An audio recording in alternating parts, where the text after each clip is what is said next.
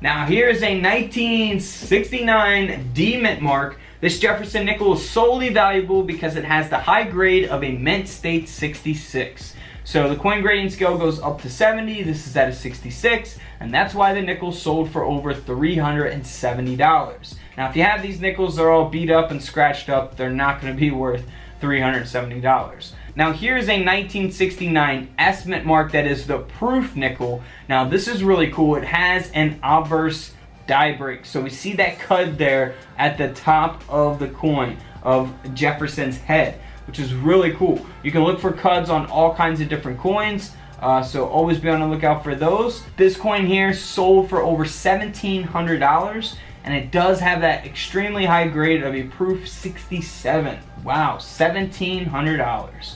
Now, same thing with this coin. However, this is the business strike. It is the S mint mark, but it's not the proof coin. It's graded at a mint state 65. We have that die break above Jefferson's head, which results in that cud there. And then here on the reverse, you'll see where it's all faded out as a result of that cud.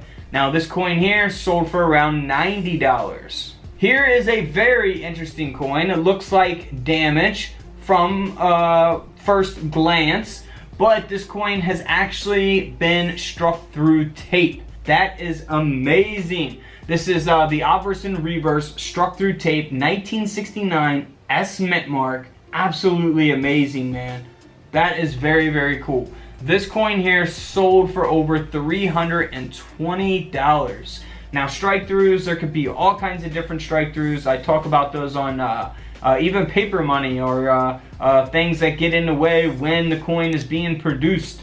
Cloths, wires, all kinds of different crazy stuff we've covered. In this case, it's tape. Now, here is a 1969 D mint mark. Now, this coin is graded at a mint state 60. You see around the rim of the coin how the whole design is being cut off. And that's because the coin was actually struck on a 10-cent planchet. It was struck essentially on what was supposed to be a Roosevelt dime.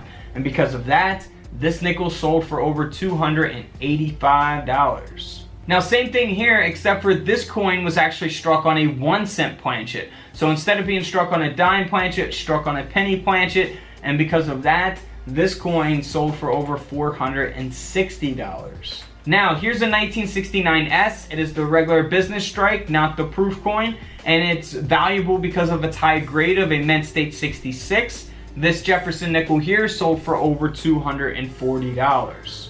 Now, back to the proof coin. Here is the proof coin, 1969 S, almost a perfect grade. It's graded at a proof 69 with that deep cameo, and because of that, this nickel sold for over $1,100. A $1,000 nickel. Now, this next coin, maybe, besides the one with tape, this is probably one of my favorites of the video. We see here on the reverse of the coin, looks like a perfect, awesome condition proof coin, which it is the proof coin. However, it was struck through a sanding disc, and we see that here on the obverse of the coin.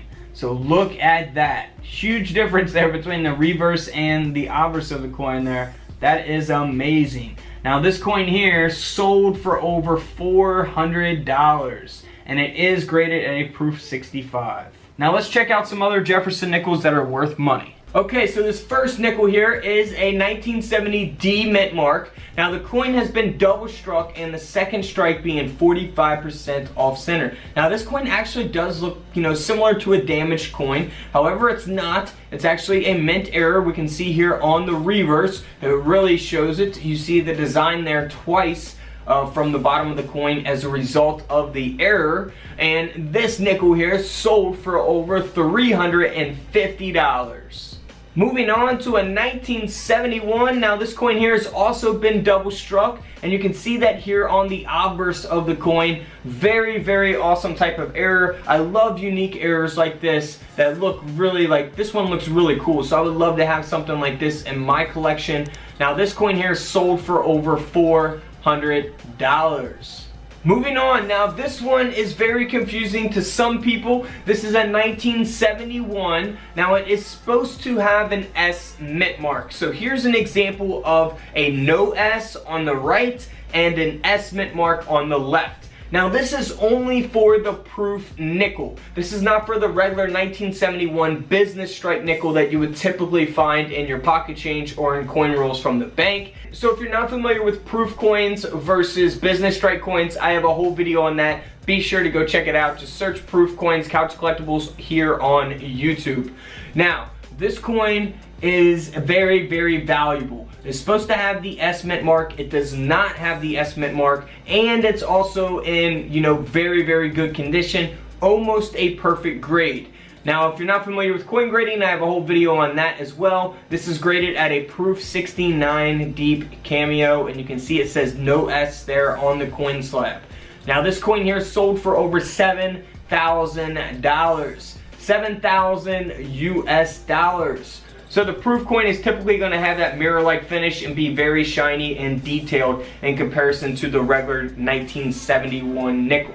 Now if we look at this 1973 nickel, this is super cool. This is a 1973D Jefferson nickel that was struck on a Philippine 5 centimos blank planchet. So it was actually struck on what was supposed to be a Philippine coin, and that's why it's got that goldish like color to it.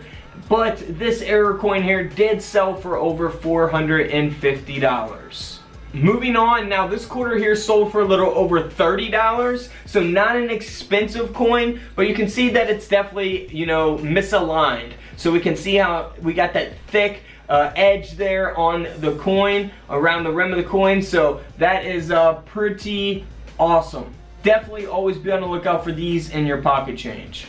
Next up is a 1974 Denver minted nickel. Now this was struck on a split planchet. So we see the result of that here in the images displayed. Looks like it's really worn down or filed down or something, but it is actually a mint error. Now this nickel here sold for over $200.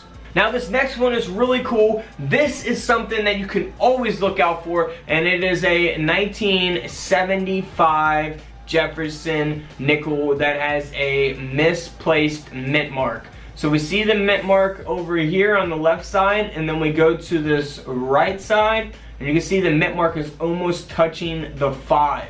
So it is a misplaced mint mark, the D mint mark there. Now here is an example of that D mint mark being really, really close to the 5. It is not supposed to be that close, so always be on the lookout for that. I have USB coin microscopes available on couchcollectibles.com. Link is always in the description of every video.